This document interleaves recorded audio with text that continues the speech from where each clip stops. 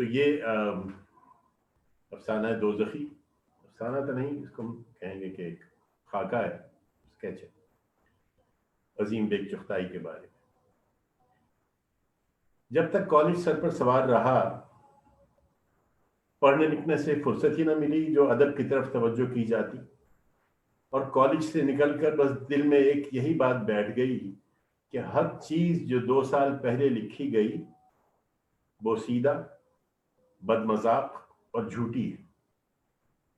نیا ادب صرف آج اور کل میں ملے گا۔ اس نئے ادب نے اس قدر گڑبڑایا کہ نہ جانے کتنی کتابیں صرف نام دیکھ کر ہی واہیات سمجھ کر پھینک دی، اور سب سے زیادہ بیکار کتابیں جو نظر آئیں وہ عظیم بیگ چغتائی کی تھیں۔ گھر کی مرغی دال برابر والا مضمون، گھر کے ہر کونے میں ان کی کتابیں رلتی پھرتی تھیں، مگر سوائے اماں اور 2 پرانی فیشن کی بھابھیوں کے کسی نے اٹھا کر بھی نہ دیکھی۔ یہی خیال ہوتا کہ بھلا ان میں ہوگا ہی کیا، یہ ادب نہیں، پھکڑ، مذاق، پرانے عشق کے سڑیل قصے اور جی جلانے والی باتیں ہوں گی، یعنی بے پڑھے لکھے رائے قائم۔ مجھے خود یقین نہیں آیا کہ میں نے عظیم بے بھائی کی کتابیں کیوں نہیں پڑھی۔ شاید اس میں تھوڑا سا غرور بھی شامل تھا اور خود ستائی بھی۔ یہ خیال ہوتا تھا کہ یہ پرانے ہیں اور ہم نئے۔ ایک دن یوں ہی لیٹے لیٹے ان کا ایک مضمون یکا نظر آیا۔ میں اور رحیم پڑھنے لگے، نہ جانے کس دھن میں تھے کہ ہنسی آنے لگی اور اس قدر آئی کہ پڑھنا دشوار ہو گیا۔ ہم پڑھ ہی رہے تھے کہ عظیم بھائی آ گئے اور اپنی کتاب پڑھتے دیکھ کر کھل گئے، مگر ہم جیسے چڑ گئے اور منہ بنانے لگے۔ وہ ایک ہوشیار تھے، بولے لاؤ میں تمہیں سناؤں، اور یہ کہہ کر 2 مضمون جو ہمیں سنائے تو صحیح معنوں میں ہم زمین پر لوٹنے لگے۔ ساری بناوٹ ختم ہو گئی، ایک تو ان کے مضمون اور پھر ان کی زبانی۔ معلوم ہوتا تھا ہنسی کی چنگاریاں اڑ رہی ہیں۔ جب وہ خوب احمق بنا چکے تو بولے تم لوگ تو کہتے تھے کہ میرے مضمونوں میں کچھ نہیں۔ ہمارے منہ ذرا ذرا سے نکل آئے اور بے طرح چڑ گئے، جھنجلا کے الٹی سیدھی باتیں کرنے لگے۔ جی جل گیا، اور پھر اس کے بعد اور بھی ان کی کتابوں سے نفرت ہو گئی۔ میں نے ان کے مضامین کی ان کی زندگی میں کبھی تعریف نہ کی، حالانکہ میرے مضمون دیکھ کر وہ ایسے خوش ہوتے تھے کہ بیان نہیں، اس قدر پیار سے تعریف کرتے تھے، مگر یہاں تو ان کی ہر بات سے چڑنے کی عادت تھی۔ میں سمجھتی تھی کہ وہ میرا مذاق اڑاتے ہیں، اور بخدا وہ شخص جب کسی کا مذاق اڑاتا تھا تو جی چاہتا تھا کہ بچوں کی طرح زمین پر مچل جائے اور روئیں۔ کس قدر طنز، کیسی کڑوی مسکراہٹ اور کٹتے ہوئے جملے۔ میں تو ہر وقت ڈرتی تھی کہ میرا مذاق اڑایا اور میں نے بد زبانی کی۔ کبھی کہتے تھے کہ مجھے ڈر لگتا ہے کہ کہیں تم مجھ سے اچھا نہ لکھنے لگو، اور میں نے صرف چند مضمون لکھے تھے، اس لیے جی جلتا تھا کہ یہ میرا مذاق اڑا رہے۔ ان کے انتقال کے بعد نہ جانے کیوں مرنے والے کی چیزیں پیاری ہو گئی، ان کا ایک ایک لفظ چبھنے لگا، اور میں نے عمر میں پہلی مرتبہ ان کی کتابیں دل لگا کر پڑھی۔ دل لگا کر پڑھنے کی بھی خوب کہی، گویا دل لگانے کی بھی ضرورت تھی۔ دل خود بخود کھنچنے لگا۔ افو، تو یہ کچھ لکھا ہے ان کی رلنے والی کتابوں میں۔ ایک ایک لفظ پر ان کی تصویر آنکھوں میں کھنچ جاتی، اور پل بھر میں وہ غم اور دکھ میں ڈوبی ہوئی، مسکرانے کی کوشش کرتی ہوئی آنکھیں، وہ اندوہناک سیاہ گھٹاؤں کی طرح مرجھائے ہوئے چہرے پر پڑے ہوئے گھنے بال، وہ پیلی نیلاہٹ لیے ہوئے بلند پیشانی، پژمردہ اودے ہونٹ جن کے اندر قبل از وقت ٹوٹے ہوئے ناہموار دانت اور لاغر سوکھے سوکھے ہاتھ، وہ عورتوں جیسے نازک دواؤں میں بسی ہوئی لمبی انگلیوں والے ہاتھ، اور پھر ان ہاتھوں پر ورم آ گیا تھا، پتلی پتلی کھپچی جیسی ٹانگیں جن کے سر پر ورم جیسے سوجے ہوئے بدوزہ پیر، جن کے دیکھنے کے ڈر کی وجہ سے ہم لوگ ان کے سرہانے کی طرف سے جایا کرتے تھے اور سوکھے ہوئے پنجرے جیسے سینے پہ دھونکنے کا شبہ ہوتا تھا. کلیجے پر ہزاروں کپڑوں بنیانوں کی تہیں اور اس سینے میں ایسا پھڑکتا ہوا چلبلا دل. یا اللہ، یہ شخص کیوں کر ہنستا تھا؟ معلوم ہوتا تھا کوئی بھوت ہے یا جن جو ہر خدائی طاقت سے کشتی لڑ رہا ہے. نہیں مانتا، مسکرایا جاتا ہے. خدائے جبار و قہار چڑھ چڑھ کر کھانسی اور دمے کا عذاب نازل کر رہا ہے اور یہ دل کہہ نہیں چھوڑتا. کون سا دنیا و دین کا دکھ تھا جو قدرت نے بچا رکھا تھا، مگر پھر بھی نہ رلا سکا. اس دکھ میں ہنستے نہیں ہنساتے رہنا کسی انسان کا کام نہیں. ماموں کہتے تھے زندہ لاش. خدایا، اگر لاشیں بھی اس قدر جاندار، بے چین اور پھڑکنے والی ہوتی ہیں تو پھر دنیا ایک لاش کیوں نہیں بن جاتی؟ میں ایک بہن کی حیثیت سے نہیں، ایک عورت بن کر ان کی طرف نظر اٹھا کر دیکھتی تو دل لرز اٹھتا تھا. کس قدر ڈھیٹ تھا ان کا دل، اس میں کتنی جان تھی. منہ پر گوشت نام کو نہ تھا، مگر کچھ دن پہلے چہرے پر ورم آ جانے سے چہرہ خوبصورت ہو گیا تھا. کنپٹیاں بھر گئی تھیں، پچکے ہوئے گال دبیز ہو گئے تھے. ایک موت کی سی جلا چہرے پر آئی تھی اور رنگت میں کچھ تلسمی سی سبزی آ گئی تھی، جیسے حنوط کی ہوئی ممی. مگر آنکھیں معلوم ہوتا تھا کسی شریف بچے کی آنکھیں ہیں جو ذرا سی بات پر ناچ اٹھتی تھی، اور پھر کبھی ان میں نوجوان لڑکوں کی سی شوخی جاگ اٹھتی تھی، اور یہی آنکھیں کبھی دورے کی شدت میں گھبرا کر چیخ اٹھتی. ان کی صاف شفاف نیلی سطح گدلی زدہ ہو جاتی اور بے کس ہاتھ لرزنے لگتے. سینہ پھٹنے پر آ جاتا. دورہ ختم ہوا کہ پھر وہی روشنی، پھر وہی رقص، پھر وہی چمک.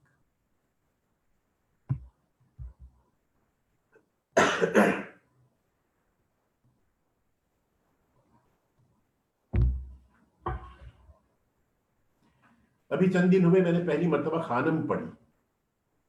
ہیرو وہ خود نہیں ہے، ان میں اتنی جان ہی کب تھی، مگر وہ ہیرو ان کے تخیل کا ہیرو ہے. وہ ان کے دبے ہوئے جذبات کا تخیلی مجسمہ ہے.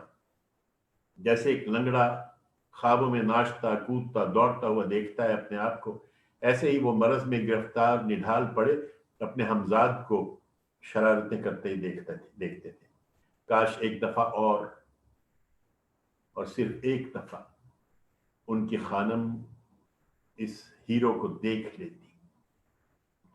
شاید اوروں کے لیے خانم کچھ بھی نہیں، لیکن سوائے لکھنے والوں کے اور باقی سارے کیریکٹر درست اور زندہ ہیں. بھائی صاحب، بھائی جان، نانی اماں، شیخانی، والد صاحب، بھتیجے، بھنگی، بہشتی، یہ سب کے سب ہیں اور رہیں گے. یہی ہوتا تھا، بالکل یہی. اور اب بھی سب گھروں میں ایسا ہی ہوتا ہے. کم از کم میرے گھر میں تو تھا، اور ایک ایک لفظ گھر کی سچی تصویر تھا. جب عظیم بھائی لکھتے تھے تو سارا گھر اور ہم ان کے لیے ایکٹنگ کیا کرتے تھے. ہم ہلتے جلتے کھلونے تھے اور وہ ایک نقاش جس نے بالکل اصل کی نقل کر دی. جتنی دفعہ خانم کو پڑھتی ہوں یہی معلوم ہوتا ہے کہ خاندان کا گروپ دیکھتی ہوں.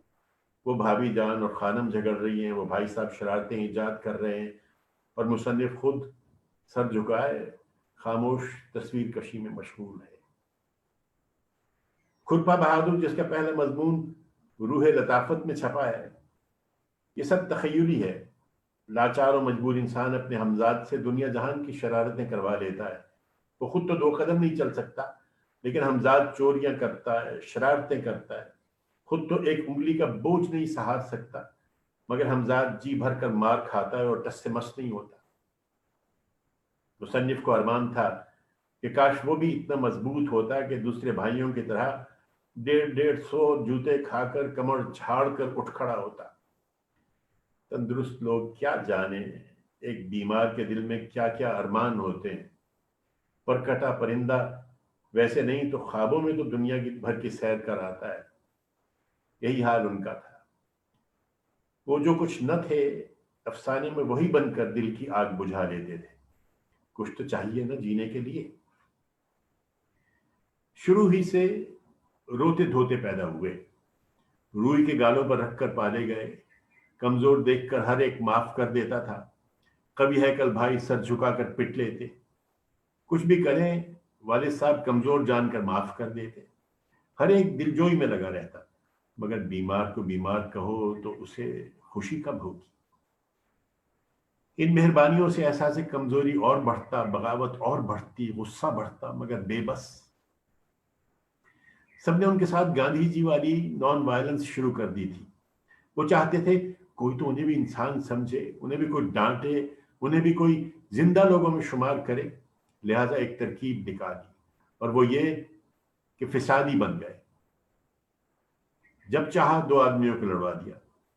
اللہ نے دماغ دیا تھا اور پھر اس کے ساتھ بلا کا تخیل اور تیز زبان چٹخارے لے لے کر کچھ ایسی ترکیبیں چلتے کہ جھگڑا ضرور ہوتا، بہن بھائی ماں باپ سب کو نفرت ہو گئی، اچھا خاصا گھر میدان جنگ بن گیا، اور سب مصیبتوں کے ذمہ دار خود۔ بس ساری خود پرستی کے جذبات مطمئن ہو گئے، اور کمزور و لاچار ہردم کا روگی تھیٹر کا ویلن ہیرو بن گیا۔ اور کیا چاہیے، ساری کمزوریاں ہتھیار بن گئی، زبان بد سے بدتر ہو گئی، دنیا میں ہر کوئی نفرت کرنے لگا، صورت سے جی مت لانے لگا، ہنستے بولتے لوگوں کو دم بھر میں دشمن بنا لینا بائیں ہاتھ کا کام ہو گیا۔ لیکن مقصد تو یہ نہ تھا کہ واقعی دنیا انہیں چھوڑ دے، گھر والوں نے جتنا ان سے کھچنا شروع کیا اتنا ہی وہ لپٹے۔ آخر میں خدا معاف کرے ان کی صورت دیکھ کر نفرت آتی تھی، وہ لاکھ کہتے مگر دشمن نظر آتے، بیوی شوہر نہ سمجھتی، بچے باپ نہ سمجھتے، بہن نے کہہ دیا کہ میرے بھائی نہیں، اور بھائی آواز سن کر نفرت سے منہ موڑ لیتے، ماں کہتی سانپ جنا تھا میں نے۔ مرنے سے پہلے قابل رحم حالت تھی، بہن ہو کر نہیں انسان بن کر کہتی ہوں جی چاہتا تھا کہ جلدی سے مر چکے، آنکھوں میں دم ہے مگر دل دکھانے سے نہیں چوکتے، عذاب دوزخ بن گئے۔ ہزاروں کہانیوں اور افسانوں کا ہیرو ایک ولن بن کر مطمئن ہو چکا تھا، وہ چاہتا تھا اب بھی اسے کوئی پیار کرے،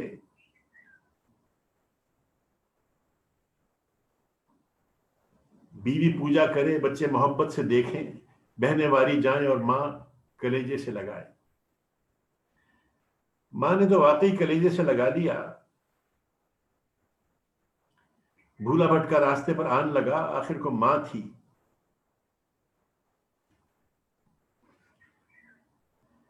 مگر اوروں کے دل سے نفرت نہ گئی، یہاں تک کہ پھیپھڑے ختم ہو گئے، ورم بڑھ گیا، آنکھیں چندھیا گئیں، اور اندھوں کی طرح ٹٹولنے پر بھی راستہ نہ ملا۔ ہیرو بن کر بھی ہار انہی کی رہی، جو چاہا نہ ملا، اس کے بدلے نفرت، حقارت، کراہت ملی۔ انسان کس قدر پرہوس ہوتا ہے، اتنی شہرت اور نام ہونے کے باوجود حقارت کی ٹھوکریں کھا کر جان دی۔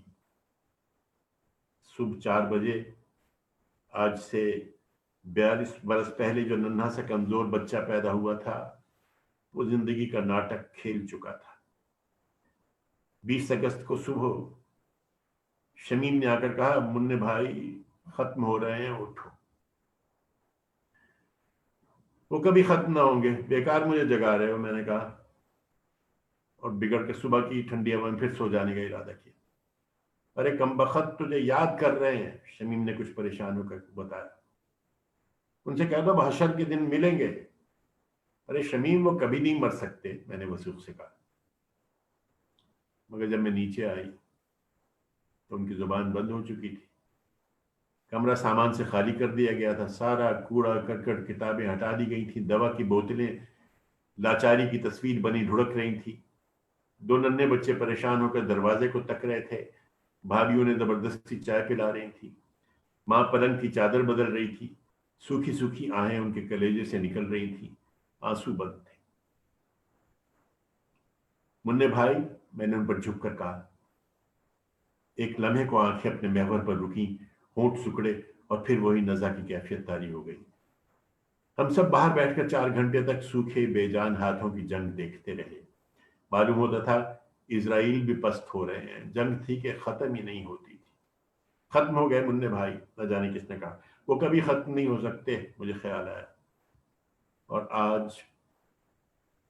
میں ان کی کتابیں دیکھ کر کہتی ہوں ناممکن، وہ کبھی نہیں مر سکتے، ان کی جنگ اب بھی جاری ہے۔ مرنے سے کیا ہوتا ہے؟ میرے لیے تو وہ مر کر ہی جیے، اور نہ جانے کتنوں کے لیے وہ مرنے کے بعد پیدا ہوں گے اور برابر پیدا ہوتے رہیں گے۔ ان کا پیغام دکھ سے لڑو، نفرت سے لڑو، اور مر کر بھی لڑتے رہو، یہ کبھی نہ مر سکے گا۔ ان کی باغیانہ روح کو کوئی نہیں مار سکتا۔ وہ نیک نہیں تھے، پارسا نہ ہوتے اگر ان کی صحت اچھی ہوتی۔ وہ جھوٹے تھے، ان کی زندگی جھوٹی تھی، سب سے بڑا جھوٹ تھی۔ ان کا رونا جھوٹا، ان کا ہنسنا جھوٹا۔ لوگ کہتے تھے ماں باپ کو دکھ دیا، بچوں کو دکھ دیا، اور سارے جگ کو دکھ دیا۔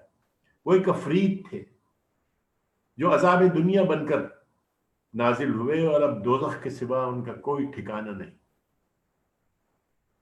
اگر دوزخ ایسے لوگوں کا ٹھکانہ ہے تو ایک بار ضرور دوزخ میں جانا پڑے گا، صرف یہ دیکھنے کے لیے کہ جس شخص نے دنیا کے دوزخ میں یوں ہنس ہنس کر تیر کھائے اور تیر اندازوں کو کڑوے تیل میں تلا، وہ دوزخ میں عذاب نازل کرنے والوں کو کیا کیا نہ چڑھا کر ہنس رہا ہوگا۔ بس میں وہ تلخ طنز بھری ہنسی دیکھنا چاہتی ہوں جسے دیکھ کر دروغہ، دوزخ کا دروغہ بھی جل اٹھتا ہوگا۔ مجھے یقین ہے وہ اب بھی ہنس رہا ہوگا۔ کیڑے اس کی کھال کو کھا رہے ہوں گے، ہڈیاں مٹی میں مل رہی ہوں گی، ملاؤں کے فتووں سے اس کی گردن دب رہی ہوگی، آروں سے اس کا جسم چیرا جا رہا ہوگا، مگر وہ ہنس رہا ہوگا۔ آنکھیں شرارت سے ناچ رہی ہوں گی، نیلے مردہ ہونٹ تلخی سے ہل رہے ہوں گے، مگر کوئی اسے رلا نہیں سکتا۔ وہ شخص جس کے پھیپھڑوں میں ناسور، ٹانگیں عرصے سے اکڑی ہوئی، باہیں انجیکشنوں سے گدی ہوئی، کولے میں امرود برابر پھوڑا، آخری دم اور چیونٹیاں جس پر لگنا شروع ہو گئی،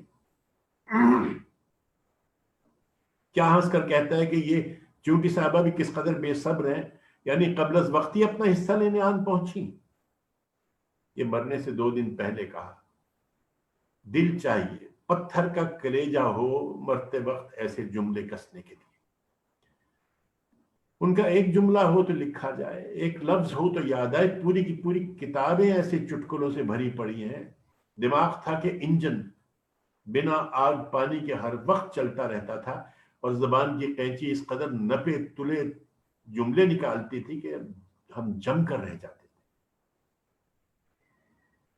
نئے لکھنے والوں کے آگے ان کی گاڑی نہیں چلی۔ دنیا بدل گئی ہے، خیالات بدل گئے ہیں، ہم لوگ بد زبان ہیں اور منہ پھٹ۔ ہمارا دل دکھتا ہے تو رو دیتے ہیں۔ سرمایہ داری، سوشلزم اور بیکاری نے ہم لوگوں کو جھلسا دیا ہے۔ ہم جو کچھ لکھتے ہیں دانت پیس پیس کر لکھتے ہیں، اپنے پوشیدہ دکھوں، کچلے ہوئے جذبات کو زہر بنا کر اگلتے ہیں۔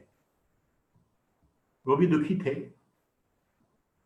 نادار، بیمار اور مفلس تھے، سرمایہ داری سے عاجز تھے، مگر پھر بھی اتنی ہمت تھی کہ زندگی کا منہ چڑا لیتے تھے، دکھ میں ٹھٹھا لگا لیتے تھے۔ وہ افسانوں ہی میں نہیں ہنستے تھے، زندگی کے ہر معاملے میں دکھ کو ہنس کر نیچا کر دیتے تھے۔ باتوں کے اس قدر شوقین کہ دنیا کا کوئی انسان ہو اس سے دوستی۔ کھرپا بہادر میں جو شاہ لنکران کے حالات ہیں وہ ایک میراسن سے معلوم ہوئے۔ اس سے ایسی دوستی تھی کہ بس بیٹھے ہیں اور گھنٹوں بکواس ہو رہی ہے۔ لوگ متحیر ہیں کہ یا اللہ، یہ بڑھیا میراسن سے کیا باتیں ہو رہی ہیں، مگر جو کچھ انہوں نے لکھا ہے اسی میراسن نے بتایا ہے۔ اور تو اور بھنگن بہشتن راہ چلتوں کو روک کر باتیں کرتے تھے، یہاں تک کہ کچھ دن ہسپتال میں رہے۔ وہاں رات کو جب خاموشی ہو جاتی تو آپ چپکے سے سارے مریضوں کو سمیٹ کر گپے اڑایا کرتے، ہزاروں قصے سنتے اور سناتے۔ وہی قصے سوانہ کی روحیں مہارانی کا خواب بن چمکی اور بڑیرے بن گئی۔ وہ ہر چیز زندگی سے لیتے تھے، اور زندگی میں کتنے جھوٹ ہیں یہی بات ان کی کہانیوں میں بہت سی بعیدس قیاس معلوم ہوتی ہیں، چونکہ ان کا شاعرانہ تخیل ہر بات پر یقین کرتا تھا۔ ان کی ناولیں بعض جگہ واہیات ہیں، فضول سی، خصوصاً کولتار تو بالکل ردی ہے، مگر اس میں بھی حقیقت کو اصل رنگ میں گڑبڑا کر لکھ دیا گیا ہے۔ شریر بیوی تو بالکل فضول ہے، مگر اپنے زمانے میں بڑی چلتی ہوئی چیز تھی۔ چمکی ایک دہکتا ہوا شعلہ ہے، یقین نہیں آتا کہ اس قدر سوکھا مارا انسان جس نے اپنی بیوی کے علاوہ کسی کی طرف آنکھ اٹھا کر نہ دیکھا، تخیل میں کس قدر عیاش بن جاتا ہے۔ وہ چمکی کی خاموش نگاہوں کے پیغام، وہ ہیرو کا ان کی حرکتوں سے مسحور ہو جانا، اور پھر خود مصنف کی زندگی، کس قدر مکمل جھوٹ۔ یہ عظیم بھائی نہیں، ان کا ہمزاد ہوتا تھا جو ان کے جسم سے دور ہو کر حسن عشق کی عیاشیاں کراتا ہے۔ عظیم بھائی کی مقبولیت یوں بھی موجودہ ادب میں، یعنی بالکل نئے ادب میں نہ تھی۔ وہ کھلی باتیں نہیں لکھتے تھے، وہ عورت کا حسن دیکھتے تھے مگر اس کا جسم بہت کم دیکھتے تھے۔ جسم کی بناوٹ کی داستانیں پرانی مثنویوں، گل بکاولی، زہرہ عشق وغیرہ میں بہت نمایاں تھیں، اور پھر انہیں پرانی کہہ دیا گیا۔ لیکن اب یہ فیشن نکلا ہے کہ وہی پرانا سینے کا اتار چڑھاؤ، پنڈلیوں کی گاؤدی رانوں کا گداز نیا ادب بن گیا ہے، اور وہ اسے اوریانی سمجھتے تھے اور اوریانی سے ڈرتے تھے۔ گو جذبات کی اوریانی ان کے یہاں عام ہے، اور بہت سی غلیظ باتیں بھی لکھنے میں نہیں جھجکتے تھے۔ وہ عورت کے جذبات تو اوریاں دیکھتے تھے مگر خود اسے کپڑے پہنے دیکھتے تھے۔ وہ زیادہ بے تکلفی سے مجھ سے بھی بات نہیں کرتے تھے اور بہت بچہ سمجھتے تھے۔ کبھی کسی جنسی معاملے پر تو کسی سے بحث کرتے ہی نہیں تھے۔ ایک دوست سے صرف اتنا کہا کہ نئے ادیب بڑے جوشیلے ہیں لیکن بھوکے ہیں، اور اوپر سے ان پر جنسی اثر بہت ہے۔ یہ بھی کہا کرتے تھے کہ ہندوستانی ادب میں ہر زمانے میں جنس بہت نمایاں رہتی ہے، یہاں کے لوگ جنس سے بہت متاثر ہیں۔ ہماری شاعری، مصوری، قدیم پرستش سے بھی جنسی بھوک کا پتہ چلتا ہے۔ اگر ذرا دیر عشق و محبت کو بھول جائیں تو مقبول عام نہیں رہ سکتے۔ یہی وجہ ہے کہ بہت جلد ادب میں ان کا رنگ غائب ہو کر وہی الف لیلا کا رنگ غالب آ گیا۔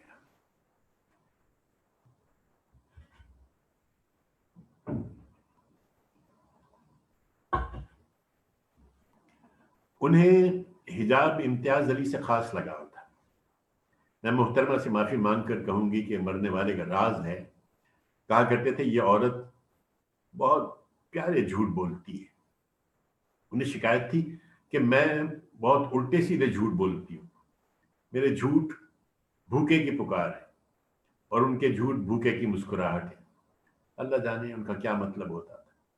ہم ان کے افسانوں کو عموماً جھوٹ کہا کرتے تھے۔ جب انہوں نے کوئی بات شروع کی اور والد صاحب مرحوم ہنسے، پھر قصر صحرا لکھنے لگے۔ ان کی گپوں کو قصر صحرا کہتے تھے۔ عظیم بھائی کہتے سرکار دنیا میں جھوٹ بغیر کوئی رنگینی نہیں، بات کو دلچسپ بنانا چاہو تو جھوٹ اس میں ملا دو۔ وہ یہ بھی کہتے کہ جنت اور دوزخ کا بیان بھی تو قصر صحرا ہے۔ اس پر ماموں کہتے ارے زندہ لاش کو منع کرو، یہ کفر ہے۔ اس پر وہ ماموں کے توہم پرست سسرال والوں کا تمسخر اڑانے لگتے۔ انہیں پیری مریدی ڈھونگ معلوم ہوتا تھا، لیکن کہتے تھے کہ دنیا کا ہر ڈھونگ ایک مزیدار جھوٹ ہے، اور جھوٹ ہی مزیدار ہے۔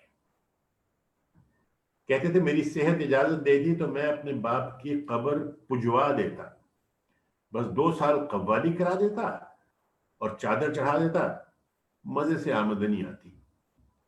انہیں دھوکہ باز اور مکار آدمی سے مل کر بڑی خوشی ہوتی تھی۔ کہتے تھے کہ دھوکہ اور مکاری کو مذاق نہیں، عقل چاہیے ان چیزوں کے لیے۔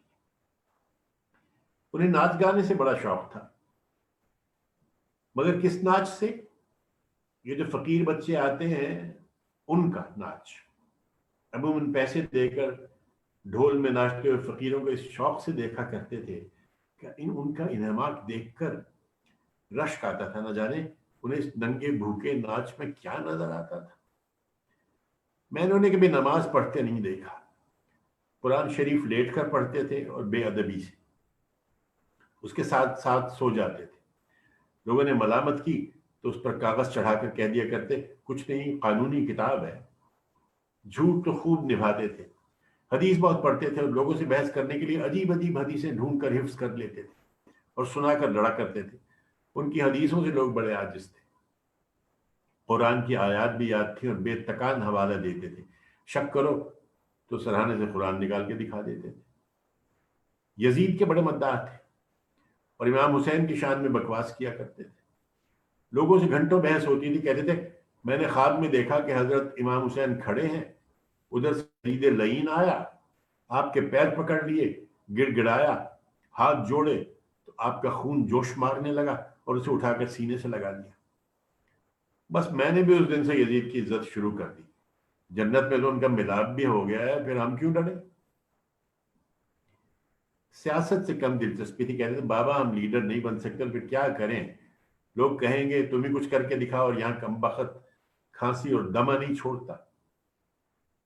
बहुत साल हुए, कुछ मजामीन रियासत में सियासियात और इकोनॉमिक्स पर लिखे थे और न जाने क्या हुए। मजहब का जनून सा था, मगर आखिर में बहस कम कर दी थी और कहते थे भाई तुम लोग तो हट्टे कट्टे हो और मैं मरने वाला हूं।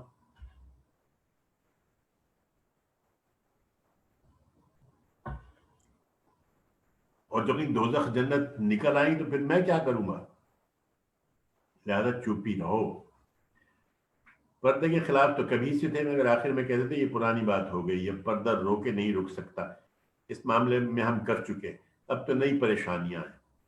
लोग कहते थे दोजख में जाओगे तो फरमाते यहाँ कौन सा अल्लाह मियां ने जन्नत दे दी जो वहां दोजख की धमकियां हैं, कुछ परवाह नहीं, हम तो आदी हैं। अल्लाह मियां अगर हमें दोजख में जलाएंगे तो उनकी लकड़ी और कोयला बेकार जाएगा, क्योंकि हम तो हर अजाब के आदी हैं। कभी कहते हैं अगर दोजख में रहे तो हमारे जरासीम तो मर जाएंगे, जन्नत में तो हम सारे मौलवियों को दिक में लपेट देंगे। यही वजह है कि सब उन्हें बागी और दोजखी कहते हैं। वो कहीं पर भी जाएं, मैं ये देखना चाहती हूं कि क्या वहां भी उनकी वही कैंची जैसी जुबान चल रही है, क्या वहां वो हूरों से इश्क लड़ा रहे हैं या दोजख के फरिश्तों को जलाकर मुस्कुरा रहे हैं, मौलवियों से उलझ रहे हैं या दोजख के भड़कते शोलों में उनकी खांसी गूंज रही है, फेफड़े फूल रहे हैं और फरिश्ते उनके इंजेक्शन घोंप रहे हैं। फर्क ही क्या है एक दोजख से दूसरी दोजख में, दोजखी का क्या ठिकाना।